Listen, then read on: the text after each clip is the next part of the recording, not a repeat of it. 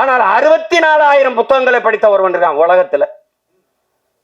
தனி மனிதன் நூலகம் தெற்காசிய கண்டத்திலேயே பெரிய நூலகமாக இருந்தது ஒருத்தனுடையதுதான். அவன் ஜமீனும் இல்ல, திவானும் இல்ல, அவன் அமைச்சர் பெரிய கோடீஸ்வரனும் இல்ல. அப்படி புத்தகங்களா வாங்கி சேர்க்க. அவன் நகையை வாங்கி சேர்த்தான், காரை வாங்கி சேர்த்தான், சொத்தை வாங்கி சேர்த்தான். ஒருத்தன் புத்தகத்தமா சேர்த்திருக்கான். படுக்கிற இடம் கூட தான் படிக்கிற இடத்துக்கு பக்கத்துல இருக்கணும். நூலகத்துக்கு அருகிலேயே அறை எடுத்து தங்கியவன்.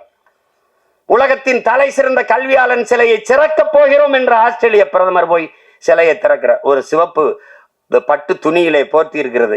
அது திறக்கிறாங்க, மார்பளவு சிலை. திறந்தால் அறிவாசான் அண்ணல் அம்பேத்கருடைய சிலை. என் அருமை பெருமக்களே, அந்த பேரறிஞன் சொல்லுகிறான், அவன் பட்ட வழியில் இருந்து அவன் மொழி வருகிறது. ஆடு குளித்து செல்கிறது இந்த குளத்திலே, மாடு குளித்து செல்கிறது, சக மனிதன் நான் குளித்து குடித்து வெளியேறக்கூடாதா?